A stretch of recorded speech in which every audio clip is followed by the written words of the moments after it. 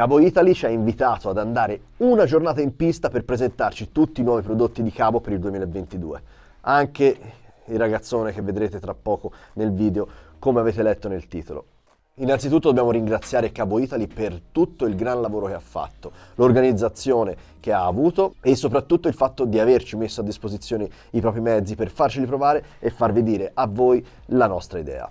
Quasi l'80% di chi visiona i nostri video non è iscritto al nostro canale. Perché? Gli iscritti servono a darci credibilità, infatti più iscritti abbiamo, più le aziende vedranno che siamo un canale seguito, più potremo portare per voi su questo canale nuovi mezzi. Quindi, dato che a noi fa piacere fare nuove recensioni, a voi fa piacere vederle per poter scegliere il mezzo più adatto a voi stessi, secondo me vi conviene iscrivervi. Quindi tutto l'80% che non è iscritto, andate qua sotto e andate a iscrivervi. E adesso possiamo partire con la recensione di Cabo Wolf Warrior King GT.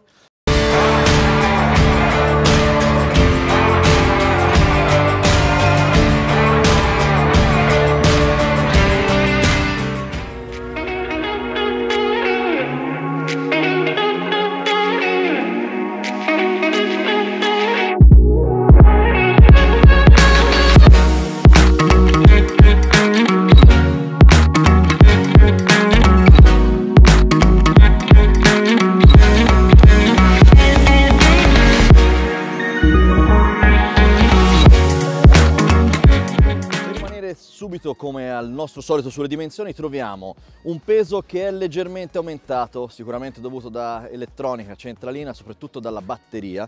Troviamo un peso che arriva a ben 52 kg e questo comunque, come vedrete tra poco, ne va a giovare veramente della stabilità che riesce ad avere questo monopattino. Le dimensioni sono praticamente le stesse rispetto al vecchio Wolf Warrior, quindi diciamo che non è per chi lo deve portare su delle scale.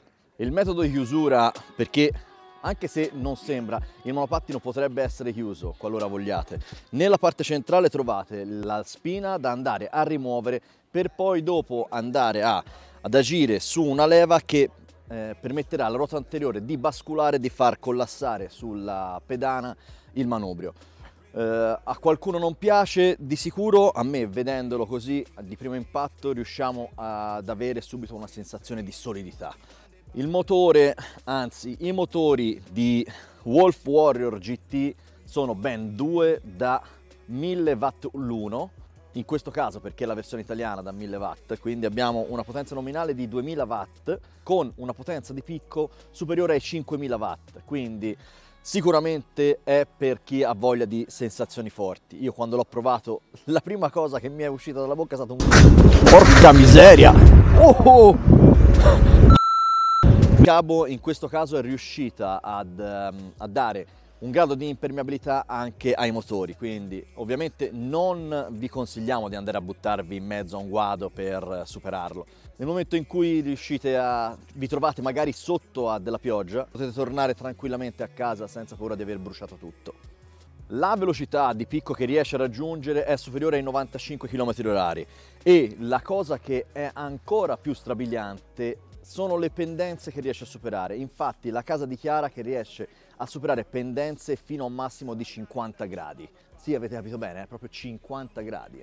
La batteria di questo Cabo Wolf Warrior GT King, un nome infinito, non ci si riesce a tirar fuori le gambe, ed è ben 72 volt per 35 Ah, oltretutto di celle 21700 Samsung. La casa di Chiara che riesce a percorrere fino a 120 km di autonomia. Noi girando qua in pista abbiamo fatto all'incirca una cinquantina di chilometri e vi dico che non è scesa neanche di troppo, siamo circa all'80%, dopo controlliamo per bene.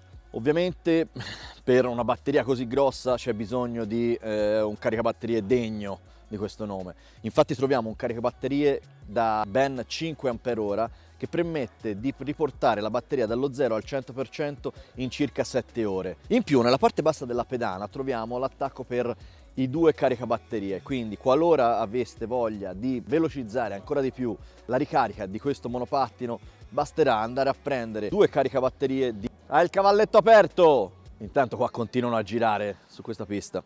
I freni che abbiamo in questo sono ovviamente, non poteva essere diversamente, idraulici. Infatti questi freni vi assicurano una frenata molto modulabile e piacevole.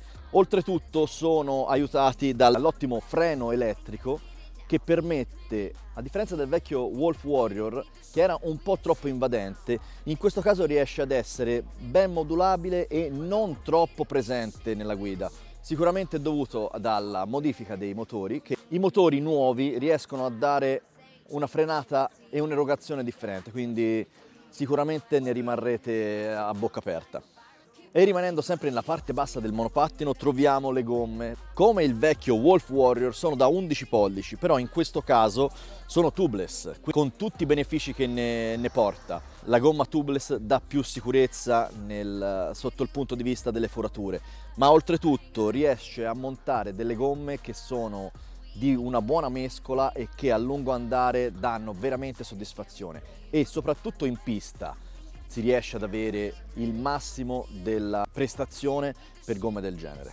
Un altro dei punti che sicuramente vi sarà arrivato all'occhio di Wolf Warrior King GT, gli steli. Infatti troviamo delle sospensioni che riescono ad essere veramente molto efficienti, sono sempre pronti e soprattutto in pista ci siamo resi conto che riesce a dare la giusta stabilità, e nel momento in cui andiamo ad intraprendere la curva dà sicurezza nella percorrenza. Sul posteriore invece, come il vecchio modello, troviamo delle sospensioni a molla che non sarà il top per quanto riguarda l'ammortizzazione, però rispetto al vecchio modello sembrano lavorare molto meglio. Sicuramente avranno cambiato la mescola del metallo delle molle. Il telaio di Cabo Wolf Warrior GT riesce a supportare su di sé persone fino a un massimo di 120 kg, e soprattutto la casa ci ha detto che sono andati a rinforzare quei punti che avrebbero potuto creare delle difficoltà. La sicurezza per Cabo sta diventando una cosa di primaria importanza, e quindi questo me la fa apprezzare ancora di più. La guidabilità di questo King GT vi assicuro che a primo impatto vi lascerà senza parole, e in un secondo tempo vi lascerà ancora di più senza parole. Ora, salendo lungo lo stelo, riusciamo a trovare questo piccolo box che magari ai meno informati potrebbe portare alla mente una sorta di portaoggetti. In realtà dentro a questo vano riusciamo a trovare le centraline che grazie a questo stratagemma, cioè lo spostarle da sotto la pedana fra gli steli, porta due grosse migliorie. La prima è che ha una dissipazione del calore molto ma molto migliorata rispetto a prima. In più riusciamo ad avere un grado di impermeabilità che come i motori vi riesce a dare la giusta sicurezza e tranquillità nel momento in cui andrete a incontrare dell'acqua o della pioggia. Arrivando sopra al manubrio troviamo, oltre alla nuova dashboard e alla nuova elettronica totalmente rinnovata, qua nella parte sinistra del manubrio troviamo il telecomandino dal quale andare a gestire tutta quanta la dashboard,